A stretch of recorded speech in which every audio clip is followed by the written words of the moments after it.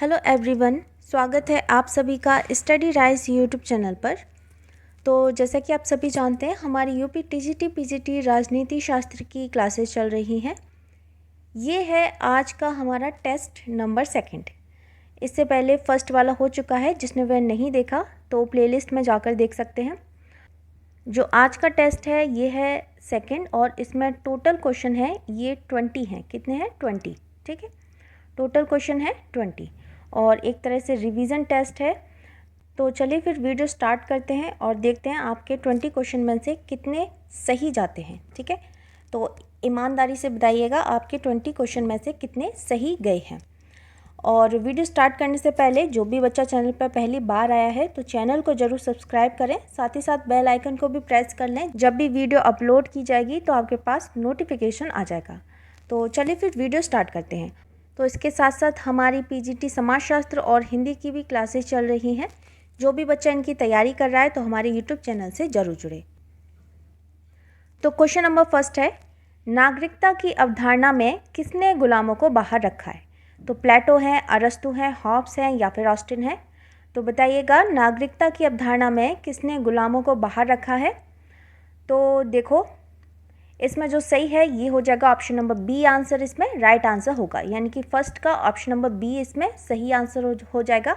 अरस्तु ने इन्हें राज्य का नागरिक नहीं माना है। किसको? गुलामों को अरस्तु ने राज्य का नागरिक नहीं माना है, इसलिए नागरिकता की अवधारणा में गुलामों को बाहर रखा है। सही आंसर हो जाएगा इसमें option number B. Next question के ऊपर बढ़ते हैं। क्वेश्चन नंबर 2, निम्नलिखित में से कौन सा मिलान गलत किया गया है? राज्य की बहुलवादी धारणा मैकाइवर और लास्की, राज्य की शक्ति धारणा मैकियावेली, अराजकतावादी मार्क्स और बेंथम या फिर सर्वसत्तावादी हेगेल वेरी हार्डी। तो इसमें हमें बताना है कि कौन सा मिलान है जो कि गलत दिया गया है। तो बताइए इसमें राइट आंसर क्या होगा। तो देखो इसमें जो सही हो जाएगा ये हो जाएगा ऑप्शन नंबर सी हो जाएगा, यानी कि अराजकतावादी मार्क्स और बेंथम। तो इसमें ऑप्शन नंबर सी इसमें राइट आंसर होगा। तो जो मार्क्स हैं ये किसके हैं? ये वैज्ञानिक समाजवादी हैं। और जो बेंथम हैं ये किसके हैं? ये उपयोगितावादी हैं। तो राज्य की बहुलवादी धारणा ये मैकाइवर और लास्की की है। राज्य की शक्ति धारणा ये मैकियावेली है। मार्क्स की कौन सी है? ये है वैज्ञानिक समाजवादी। और बेंथम की कौन सी है? ये है उपयोगितावादी। और सर्वसत्तावादी ये हेगेल और वेरी हार्डी की है। और अगर हम अराजकतावादी की बात करते हैं तो इसके कौन है? ये है प्रोंधा और गॉडविन। कौन है? प्रोंधा और गॉडविन। तो इसमें जो सही है ये हो जाएगा ऑप्शन नंबर सी। आंसर इसमें राइट आंसर होगा। अगला है क्वेश्चन नंबर 3, शक्ति का स्थानांतरण हो सकता है ना कि इच्छा का, जो कि संप्रभु होती है। तो किसने कहा था? हॉब्स ने, बोना ने, रूसो ने या फिर ऑस्टिन ने। तो बताइए थर्ड में क्या आंसर राइट होगा। तो इसका जो थर्ड का जो सही आंसर है ये हो जाएगा ऑप्शन नंबर सी हो जाएगा, यानी कि रूसो। शक्ति का स्थानांतरण हो सकता है ना कि इच्छा का, जो कि संप्रभु होती है। किसका कथन है? ये है रूसो का कथन है।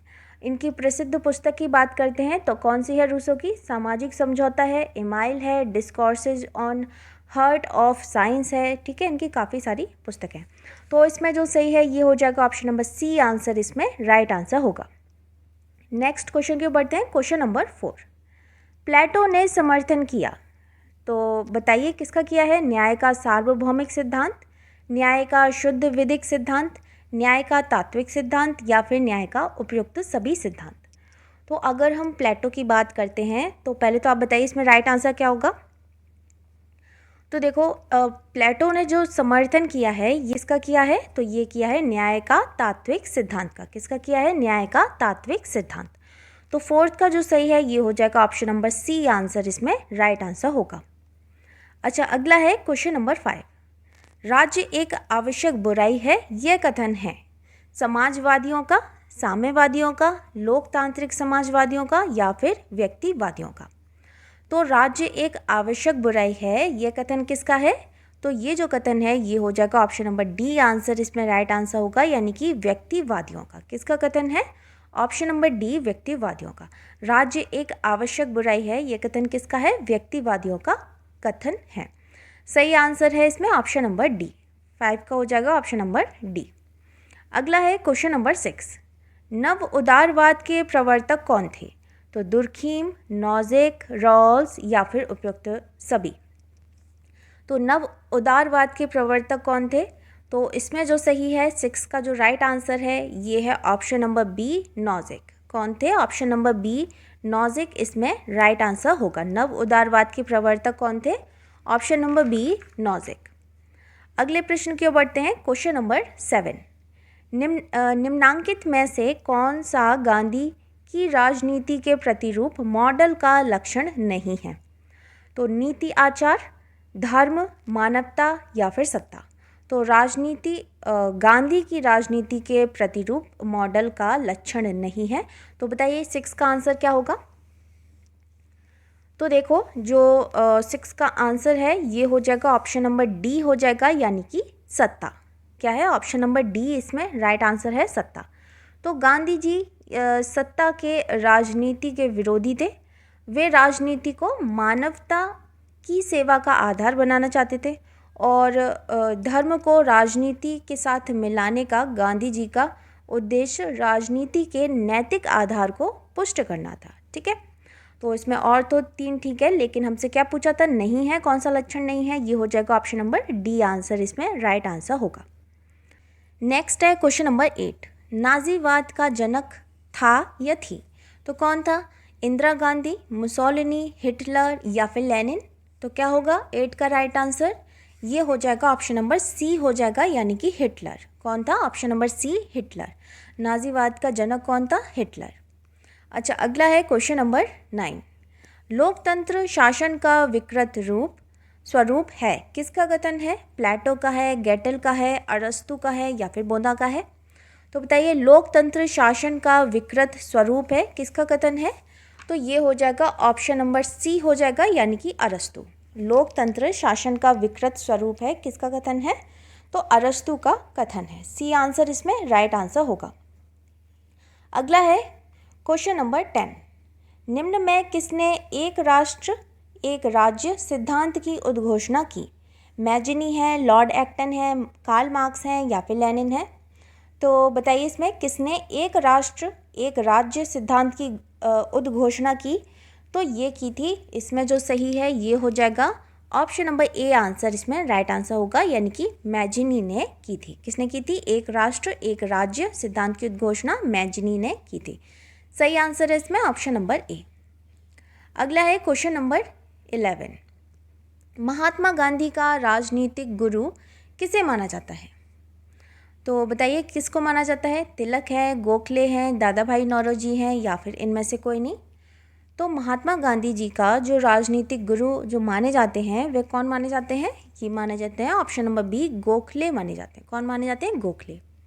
तो देखो इसमें जब दक्षिण अफ्रीका में जब सत्याग्रह आंदोलन चल रहा था तो इसी बीच गोखले ने दक्षिण अफ्रीका का दौरा किया और उनके कार्यों के लिए उनमें साहस बनाया, है ना। गांधी जी जब जनवरी 1915 में लौटे थे, 1915 में जब भारत लौटे तो इसके पहले ही गोखले ने भारत में घूम घूम कर कह दिया था कि गांधी जी में वे सारे गुण हैं जो कि वीरों और शहीदों में पाए जाते हैं। गोखले जी ने ये भी कहा था कि गांधी जी में लोगों को सम्मोहित करने की अनोखी प्रतिभा है। वह आम आदमी को बलिदानी और संघर्षशील बनाने की अद्भुत क्षमता रखते हैं। गांधी जी का विचार था कि किसी भी मुद्दे में तब तक हस्तक्षेप नहीं करना चाहिए जब तक कि समूची स्थिति का अध्ययन न कर लिया जाए। गोखले ने उन्हें यह भी सलाह दी थी। गोखले की भांति गांधी जी भी राजनीति का आध्यात्मिकरण करना चाहते थे। गोखले ने भी इसी बात पर बल दिया था कि राजनीति में नैतिक मूल्यों का समावेश किया जाए। गोखले के संपर्क के कारण तथा उनके विचारों से जो गांधी जी थे वे काफ़ी प्रभावित हो गए और उनको उन्होंने राजनीतिक गुरु मान लिया। तो इसमें जो सही है ये हो जाएगा ऑप्शन नंबर बी आंसर इसमें राइट आंसर होगा। अच्छा, नेक्स्ट है क्वेश्चन नंबर 12, स्वतंत्रता अति शासन की विरोधी है, ये किसने कहा? लास्की ने, लॉक ने, सीले ने या फिर J.S. मिल ने? तो किसका कथन है? स्वतंत्रता अति शासन की विरोधी है। तो 12 का जो राइट आंसर है ये हो जाएगा ऑप्शन नंबर सी हो जाएगा, यानी कि सीले। कौन सा है? Option number C. तो स्वतंत्रता अति शासन की विरोधी है, किसका कथन है? सीले का कथन है। सही आंसर है इसमें ऑप्शन नंबर सी। अगला है क्वेश्चन नंबर 13। निम्नलिखित में से कौन संरचनावादी नहीं है? तो ग्रीन, दुर्खीम, बेवर या फिर मार्क्स। तो निम्नलिखित में से कौन संरचनावादी नहीं है? तो कौन नहीं है? तो बताइए इसमें राइट आंसर क्या है? तो 13 का जो सही है ये है ऑप्शन नंबर ए हो जाएगा, यानी कि ग्रीन। कौन नहीं है? ग्रीन नहीं है। सही आंसर है इसमें ऑप्शन नंबर ए। अगले प्रश्न की ओर बढ़ते हैं, क्वेश्चन नंबर 14। निम्नलिखित व्यक्तित्वों में से कौन सा संवैधानिक सरकार की प्रकृति को ठीक प्रकार स्पष्ट करता है? तो सीमित शासन, व्यक्तियों के स्वतंत्रता के अधिकार की रक्षा, व्यक्तियों के अधिकारों की सुरक्षा या फिर उपयुक्त सभी। तो निम्नलिखित व्यक्तित्वों में से कौन सा संवैधानिक सरकार की प्रकृति को ठीक प्रकार स्पष्ट करता है? क्या हो जाएगा इसमें राइट आंसर? ये हो जाएगा ऑप्शन नंबर डी हो जाएगा, यानी कि उपयुक्त सभी। तो सीमित शासन भी है, व्यक्तियों के स्वतंत्रता के अधिकार की रक्षा है, व्यक्तियों के अधिकारों की सुरक्षा है। तीनों ही इसमें सही दिए गए हैं, तो ऑप्शन नंबर डी आंसर इसमें राइट आंसर होगा। नेक्स्ट है क्वेश्चन नंबर 15। किसने अध्यक्षात्मक प्रणाली पद का सर्वप्रथम प्रयोग किया? अब्राहम लिंकन, मॉन्टेस्क्यू, वाल्टर वेजहॉट या फिर मेडिसन। तो किसने अध्यक्षात्मक प्रणाली पद का सर्वप्रथम प्रयोग किया था? तो ये किया था ऑप्शन नंबर सी इसमें राइट आंसर होगा, यानी कि वाल्टर वेजहॉट ने। तो अध्यक्षात्मक प्रणाली पद का प्रयोग सर्वप्रथम वाल्टर वेजहॉट ने अपनी प्रसिद्ध पुस्तक द इंग्लिश कॉन्स्टिट्यूशन में किया था। किसमें किया था? द इंग्लिश कॉन्स्टिट्यूशन में किया था। सही आंसर है इसमें option number C. Next question की ओर बढ़ते हैं, क्वेश्चन नंबर 16। निम्नलिखित में से किसने भारतीय संघवाद को सौदेबाजी का संघ कहा है? तो मॉरिस जॉन्स हैं, ग्रैनविल ऑस्टिन है, मार्क्स एफ फ्रांडा हैं या फिर केसी वियर हैं। तो सौदेबाजी का संघ किसने कहा था? भारतीय संघवाद को सौदेबाजी का संघ किसने कहा था? तो ये कहा था option number A Morris Jones. ठीक है, किसने कहा था? ऑप्शन नंबर ए इसमें राइट आंसर होगा, यानी कि मॉरिस जॉन्स ने कहा था सौदेबाजी का संघ। सही है इसमें ऑप्शन ए। अगला है क्वेश्चन नंबर 17। अमेरिका में दो महत्वपूर्ण राजनीतिक दल हैं, तो बताइए कौन से हैं? स्वतंत्र और लोकतांत्रिक, रिपब्लिकन और लोकतांत्रिक, लोकतांत्रिक और समाजवादी या फिर रिपब्लिकन और कम्युनिस्ट। तो अमेरिका में दो महत्वपूर्ण राजनीतिक दल हैं, तो कौन से हैं? ये हैं ऑप्शन नंबर बी रिपब्लिकन और लोकतांत्रिक। कौन से हैं? रिपब्लिकन और लोकतांत्रिक। सही है इसमें ऑप्शन नंबर बी। अगला है क्वेश्चन नंबर 18। निम्नलिखित में से कौन सा कथन सत्य है? जनमत का सृजन कानून द्वारा होता है, सामान्यतः कानून तथा जनमत परस्पर सदृश होते हैं, जनमत और कानून में परस्पर कोई संबंध नहीं होता, या फिर सामान्यतः कानून और जनमत परस्पर विरोधी होते हैं। तो इसमें से हमें बताना है कि कौन सा कथन है जो कि सत्य दिया गया है, जो कि राइट है। तो बताइए 18 का राइट आंसर क्या होगा? तो देखो इसमें जो सही है 18 का, ये हो जाएगा ऑप्शन नंबर बी हो जाएगा, यानी कि सामान्यतः कानून तथा जनमत परस्पर सदृश होते हैं। ठीक है, सही आंसर है इसमें ऑप्शन नंबर बी। नेक्स्ट है क्वेश्चन नंबर 19। शक्ति संतुलन की स्थापना के लिए निम्नलिखित में से कौन सा साधन नहीं है? तो विभाजन तथा शासन की नीति, मध्यवर्ती राज्य, उदारीकरण की नीति या फिर हस्तक्षेप। तो शक्ति संतुलन की स्थापना के लिए कौन सा साधन नहीं है? तो इसमें जो सही है ये है ऑप्शन नंबर सी है, यानी कि उदारीकरण की नीति।